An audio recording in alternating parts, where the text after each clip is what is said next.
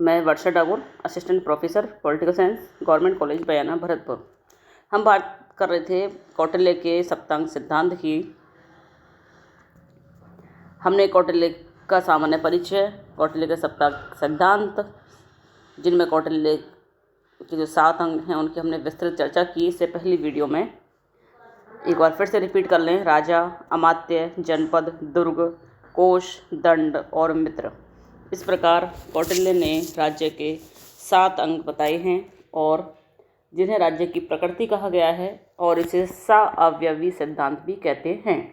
जैसे शरीर के अवयव हैं, शरीर के अंग हैं, ठीक इसी प्रकार राज्य के भी 7 अंग हैं। स्वामी या राजा, जो राज्य के सिर के जैसे हैं। अमात्य यानी मंत्री, राजा की आँख हैं। जनपद यानी कि भूमि और प्रजा, ये राज्य की जंगाएं हैं। दुर्ग राज्य की बाहें यानी बाजू हैं। कोश खजाना, राज्य का मुख।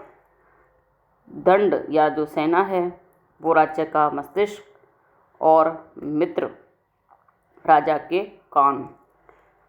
तो जिस प्रकार शरीर में प्रमुख अंग जो अपना अपना कार्य करते हैं, ठीक इसी प्रकार राज्य के जो अंग हैं वो भी अपने अपने कार्य करें और इनका अस्तित्व तभी संभव है जब सभी मिलजुल कर अपना कार्य करें। क्योंकि शरीर में जैसे सभी अंगों का अपना अपना विशिष्ट महत्व है और शरीर से यदि किसी एक अंग को पृथक कर दिया जाए तो शरीर भी बेकार हो जाता है और उस अंग का भी कोई महत्व नहीं रहता है। ठीक इसी प्रकार राज्य के सभी जो 7 अंग हैं इनसे मिलकर के किसी राज्य का निर्माण होता है। तो हमने कौटिल्य के बताए गए राज्य के 7 अंग या 7 प्रकृतियों की हमने चर्चा की। अब हम इनकी विशेषताओं की चर्चा करेंगे। पहली जो विशेषता है कि कौटिल्य के जो 7 अंग बताए हैं उनका अपना सापेक्षिक महत्व है। यानी कि सापेक्षिक महत्व का मतलब एक के बाद दूसरे का महत्व, यानी सबका महत्व आपस में जुड़ा हुआ है। तो कौटिल्य ने राजा को सबसे महत्वपूर्ण स्थान दिया, उसके बाद अमात्य का है, फिर जनपद और दुर्ग। इसी क्रम में राज्य के 7 अंगों का अपना अपना महत्व है। अंतः निर्भरता है पर राजा और राज्य का प्रमुख स्थान। कौटिल्य ने राजा को राज्य में प्रमुख स्थान दिया है। राजा ही समस्त प्रशासन की धुरी होता है और कौटिल्य अपने सप्तांग सिद्धांत में राजा को सबसे सर्वाधिक महत्व देता है। आंगिक एकता यानी कि राज्य के जो सभी अंग हैं वो शरीर के अंगों की भांति आपस में एक दूसरे से जुड़े हुए हैं। इनमें आंगिक एकता देखने को मिलती है।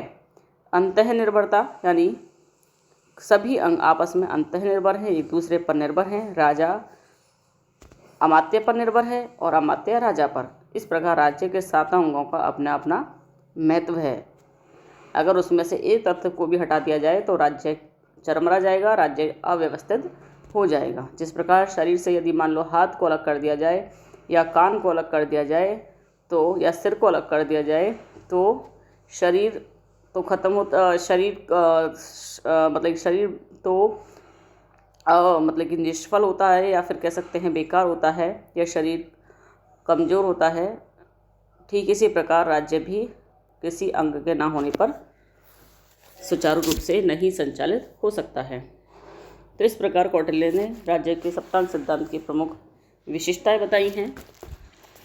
अब हम कौटिल्य के सप्तांग सिद्धांत की आलोचना पढ़ते हैं। कुछ कमियां जो कौटिल्य के सप्तांग सिद्धांत में बताई गई हैं कि राजा ने पुरोहित को कोई स्थान नहीं दिया है, जबकि वैदिक युग में पुरोहितों की प्रधानता थी और राजनीति में पुरोहित वर्ग का बोलबाला था। यदि हम आधुनिक संदर्भ में देखें तो राज्य, दुर्ग और सेना आवश्यक तत्व नहीं है। आज हम देखें तो वर्तमान संदर्भ में पहले जो दुर्ग किले बनते थे आज नहीं बनते हैं ऐसे। सेना है, आज हम देखें परमाणु बम का युग है। एक परमाणु गिरा दिया जाए तो सारी यदि किसी देश के पास या राज्य के पास लाखों की संख्या में सैनिक हैं और एक देश दूसरा कोई देश परमाणु शक्ति संपन्न है, एटम बम परमाणु बम से संपन्न है, तो एक अकेला छोटा सा परमाणु बम लाखों करोड़ों के जनसंख्या को या सेना को समाप्त कर सकता है।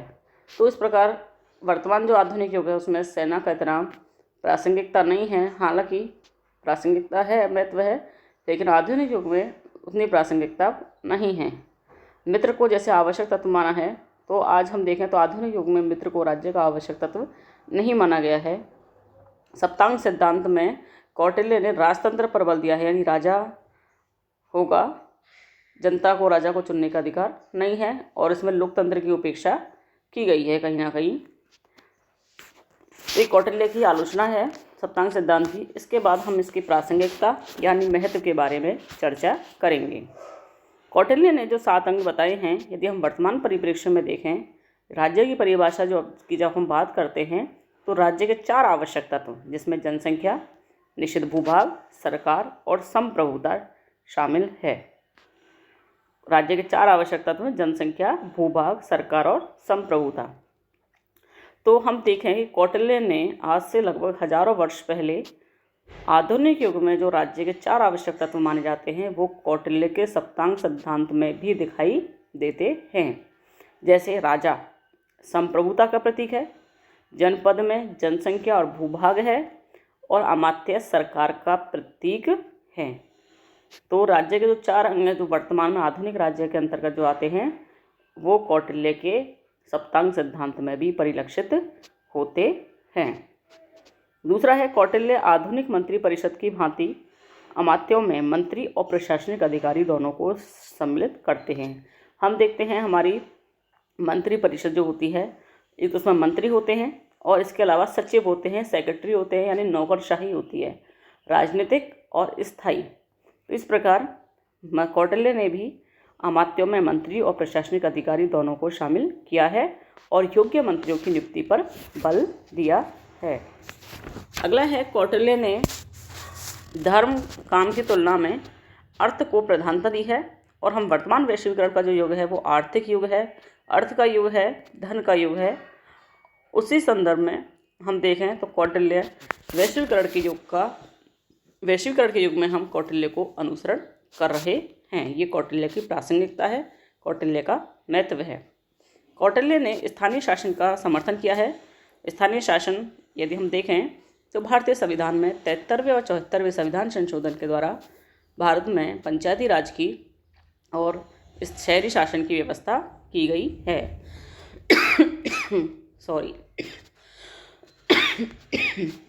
कौटिल्य का जो राजा है वो लोक कल्याणकारी है, प्रजा के सुख में ही राजा का सुख है। इस सिद्धांत पर कार्य करता है राजा, और उसे जनता के प्रति उत्तरदायी बनाया गया है। इस प्रकार कौटिल्य का जो सप्तांग सिद्धांत है वर्तमान संदर्भ में, आधुनिक संदर्भ में भी प्रासंगिक है, महत्व बना हुआ है कौटिल्य का। धन्यवाद।